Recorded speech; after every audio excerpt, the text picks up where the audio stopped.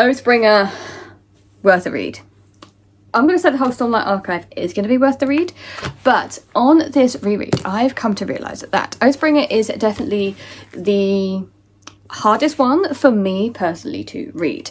Why? Let me tell you, and that is because you have Way of Kings. Way of Kings setting up the world, right? Sets up the world, sets up the characters, sets up the journey you kind of think you're going to go on reading the behemoths of these books. Then you have Words of Radiance. In Words of Radiance, you see so many promises and payoffs throughout, like, honor is dead, but I'll see what I can do. And for my boon! And then you have the ending and how everything is coming together. And Oathbringer does pick up straight from that. I'm not going to spoil this. I will let you know when I'm going to go into the spoiler discussion. But Oathbringer does pick up straight from the ending of Words of Radiance, learning about Urithiru, the implications of what happens with Sadeas and what Adolin did. And you are going through as there are characters are discovering kind of what's happening, what's going to go on. And it is interesting, but it's slower than the other books. So, like with Way of Kings, Sanderson gave you some nuggets that kept you entertained. But with this, you're already in the series at this point. So he hasn't got to put as much effort into drawing you into this world because you're already in there, you already love these characters. So he decides to pick and do some things, and there is a small little mystery throughout that is interesting enough. And it's entertaining watching Shallan go through her journey, learning how she is kind of becoming some more personalities, how she's dealing with that and her mental struggles. And then using her as you're kind of exploring the new politics of Urithiru, what's kind of happening, who's in charge, what's going on. On top of that, there's the hunt for Sadeas' killer, which ironically, it's funny that Adolin is the one who was hunting for his killer, but he isn't the only murder. And that's interesting. But this book is kind of broken up into sections. Like, obviously it's broken up into parts, but when I think of it, it's kind of the Urithiru part, the bit where they leave Urithiru, and the bit in Shadesmouth. And my overall feeling of Oathbringer is meh. It's fine. It's fine. It's nothing that blew me away, but it has the best ending ever. Like, honest to God, phenomenal, the best ending. And the only way you're going to get to know that ending is because of the flashbacks in this story. And the flashbacks are the best fucking thing.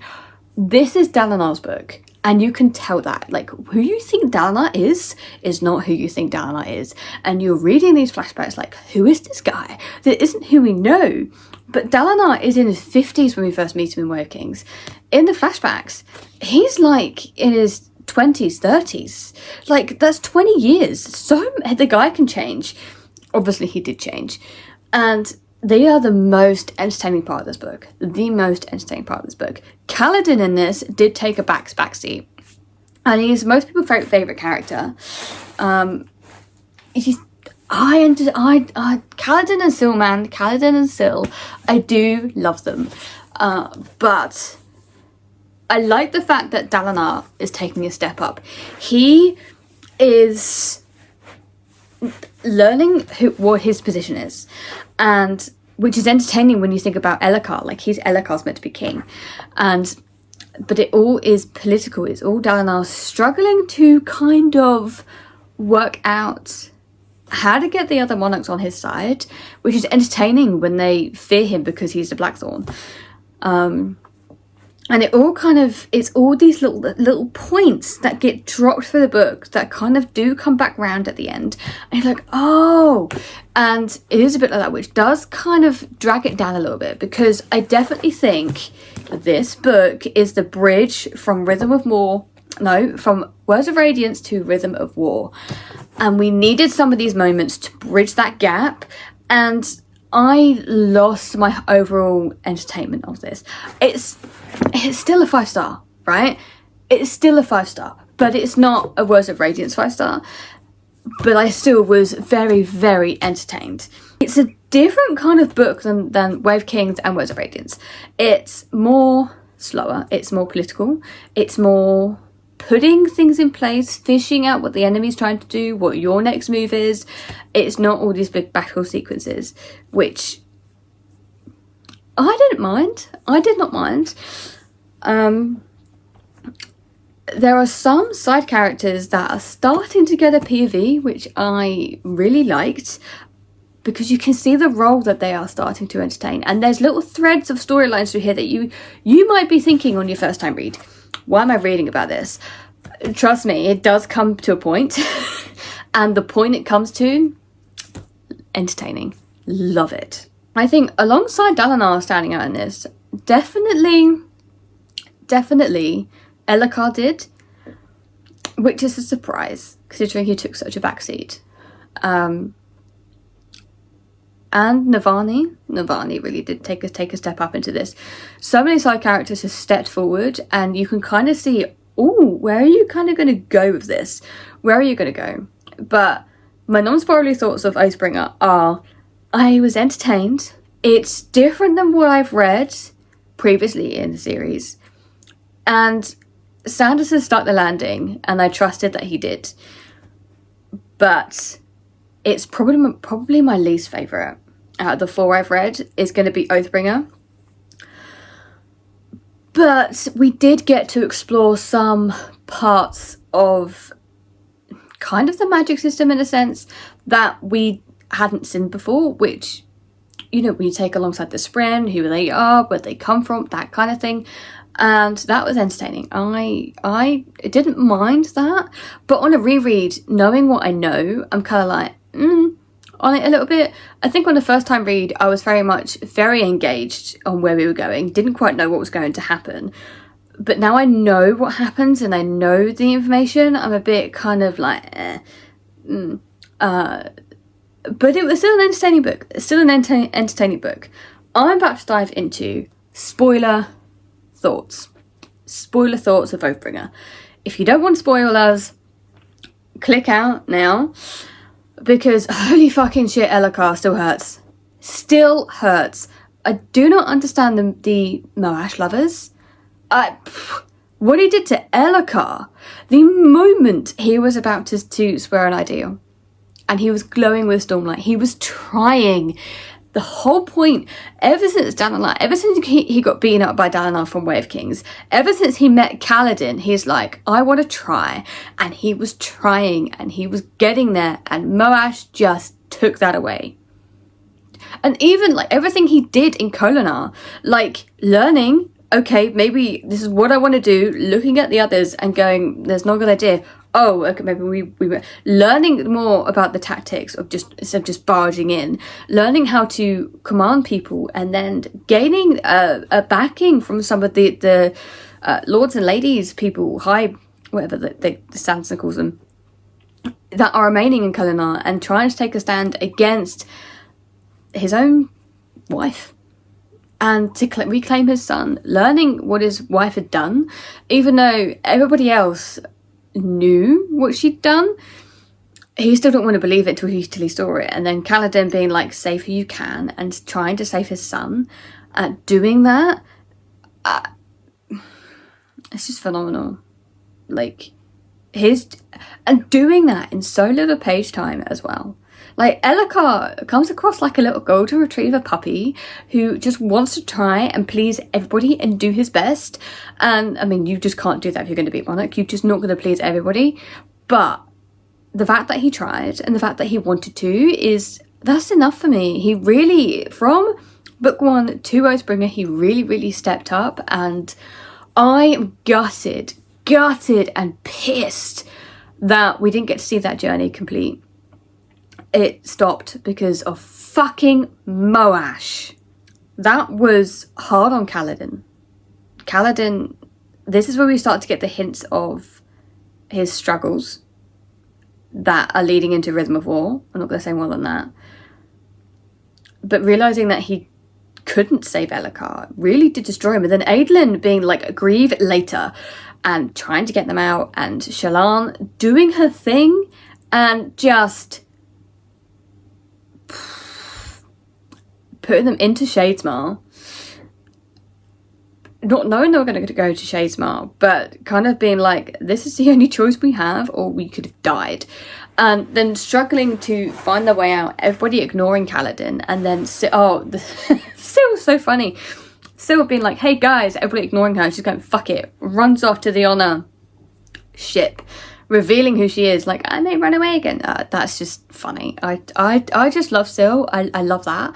I love that scene. And Shadesmar is entertaining, like, don't get me wrong. So, like, I do love Shadesmar, but my issue is oh no, I've just spilled coffee everywhere. All over my book. Oh, it's dripping onto the fucking carpet. This is not my day. It's fine. It's not a special edition of the book, so the book's fine. It's only on the back copy anyway. So it's fine. It's fine.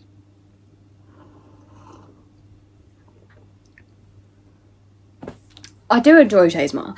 My problem is I know all the information we know now. So going in on the reread, I was kind of like, I know some of this information, so that's why some of it dragged. Like, most of the book kind of, it didn't drag completely, but I just wasn't completely hooked as I was in the first time I read it, because I have all the information. Like, I knew it was the Unmade trying to copy people, killing people in Yuzuiru, which was entertaining, and I liked that little mystery we read.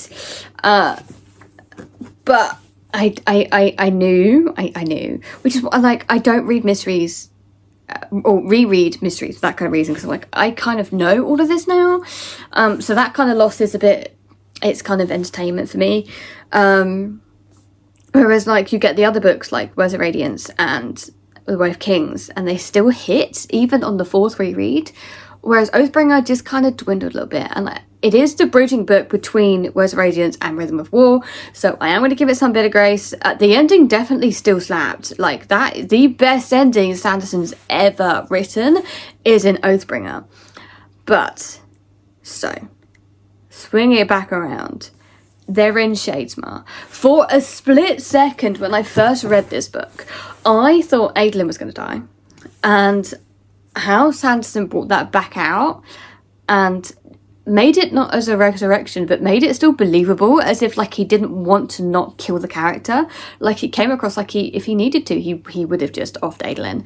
But having it kind of come around to being like Renarin heals him, and it's not like a cheap cop-out, I did really, really enjoy. But Oathbringer is Dalinar's book. We get his flashbacks, and they're just the best flashbacks. Learning how Dalinar was a tyrant, a full-on tyrant, and wondering how did he get to where he is today, where he's not this tyrant, and trying to organise a coalition. There's so many people just saying, fuck you, no, I don't trust the Blackthorn, I don't trust the Alethi, because the Alethi are kind of like the Vikings of modern day, in a sense. And the fact they just conquer, and they love fighting and war. That's the whole point of their religion in the Tranquilite Halls, is they're just always going to be fighting in a war, stuff like that. And it's just to have people kind of go, yeah, no, I don't trust you, and Dalinar being like, what, I'm really trying, not quite understanding how other people do perceive him, and then slowly revealing who Evie is, knowing what he did, like that shock. And how he coped with that, and then still having more flashbacks after that, and how he dealing with it, how he was just a drunk, his relationship with Navani and Gavilar, I still think Gavilar is the biggest wanker you will ever meet. It's something that doesn't blow my mind, but stays in my head constantly, is Dalinar. Is who he used to be to who he is when we meet him in Way of Kings and onwards. And it's just that, how that was handled and how that was done, amazing. But the ending, you cannot have my pain. Phenomenal line. I don't like Michael Kramer narration. This is how much I love this series, and the fact that I'm rereading this on audio, because I don't have time to read all of this. But the fact that I will constantly sometimes go back and just listen to that chapter and how the battles went, and how it went from here to here to here. Kaladin fighting Amaram. Amaram being this weird creature thing with the gem in him, like the monster stone, and Adolin trying his best, and then Renarin coming up and going, sit down, I'll deal with it. Adolin being like, when did we switch roles? It was just the battle. I sat down, I finished work, and I was on this battle, about to start chapter 120, the battle scene, and I sat down, got my physical copy, opened my copy, read the battle, went to bed, and because that was 50-page battle scene. It's 50-page battle scene, which I'm not complaining, it was one of the best battle scenes I've ever read.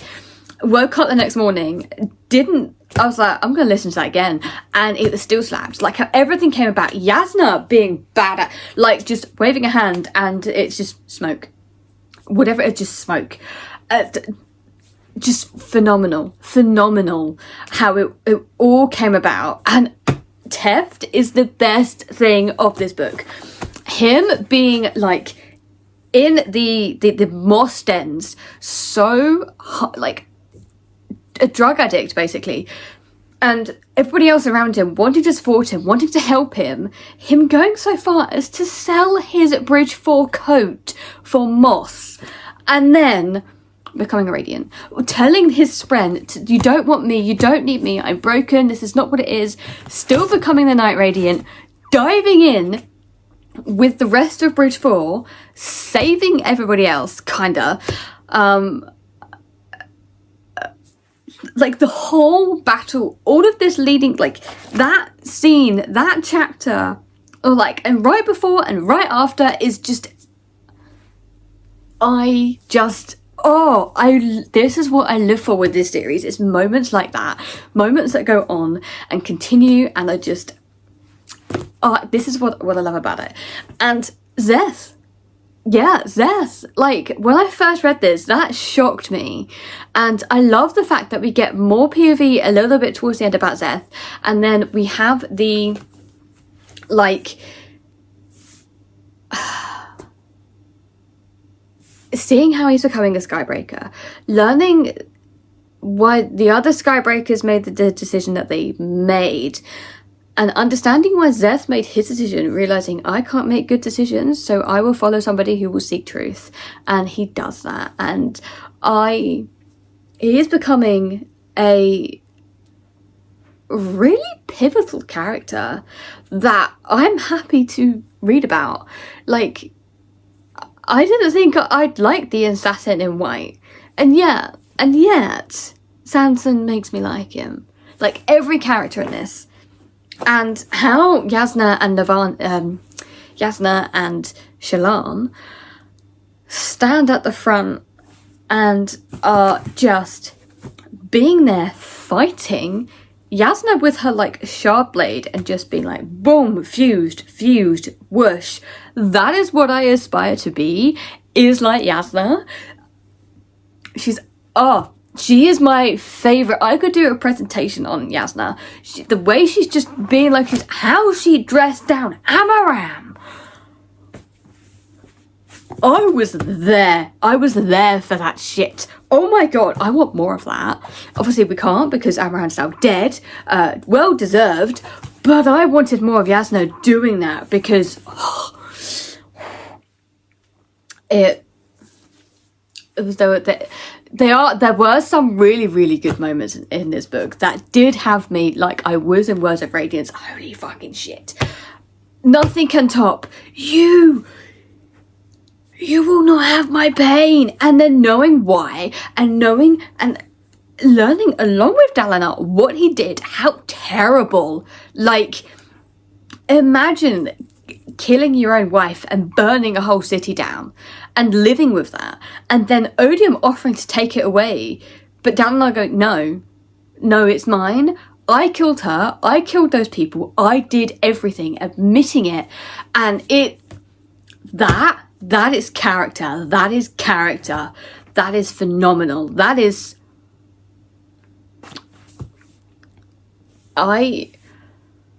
I was never a massive fan of Dalinar until this book. This book came along and he changed my perception of Dalinar completely. He came out in a different light, and then going back and rereading and learning and knowing what I know. Is he one of my favourite characters? I don't know, because there's so many characters in these books that just slap, and Dalinar is just one of them. And knowing that he's taking a step back from being the warlord, like that kind of persona, to being more of the, like, king in a sense, you know, the general, but who's not in the front line, who doesn't go out to fight. He's there, you know, moving things around, that kind of person. I loved that. That is the bit I really, really loved, and it is a good book. It is a really, really good book. I think it's just, out of all of them, it is just the weakest, in my opinion. There are things that I was just like, I'm kind of struggling to keep going here. Possibly because I don't know if I expected it to be a little bit more like Words of Radiance, or a bit more like, are we going to go out and find Odium? Are we going to fight Odium? But it's a 10-book series. There are going to be moments like this in this book. In any series like that, to be fair. So it's a minor complaint. Most of it was just phenomenal, and Sanderson can always hit. He always hits. He really, really does. Especially with, like, Scar and Dre, like, at the end. And Lopin being like, hey, gone to Kaladin. Congratulate me from swearing. One of the, like, second or third ideal. And Cam's like, yeah, you're in charge after Teft until I get back. And be like, well done. And off he goes. And realising that Scar and Dre have Dalinar's nephew. Is it nephew? Nephew. I don't know what that would be. That's weird. Anyway, Elhakar's son. Finding that. I'm still in awe about the battle, and Dalinar giving orders to everybody else, even to Shallan and Yasna, who are women, but also realizing, yeah, you're Knights Radiant, you're gonna have to, yeah, you can fight, you can do this, you can hold this wall, Yasna, and trusting in them that they can do it is this is making me really, really excited for Wind and Truth, and we've only got a couple of weeks, and I cannot wait, and I'm slightly terrified. But it is this book, the best ending ever. It has no book ever in history, ever that I've read, will top Oathbringer. I really believe that, because of what we know about Dalinar, and because of what we learn about him, and then knowing how he just denied Odium. Just denied it. There's so much in this book. I could go on and on about the ending of this book. But I'm not. I am actually going to stop. This is still 5 stars. I still really, really enjoyed it. It is the weakest, but the strongest ending. And I will reread it into infinity because of that. So, I hope you enjoyed. Let me know, do you agree with me about Oathbringer? Do you think it's a weaker book? And do you love the ending? And comment down below. Let's have a discussion. And I will see you in the next one, which might be a Rhythm of War review. We will see.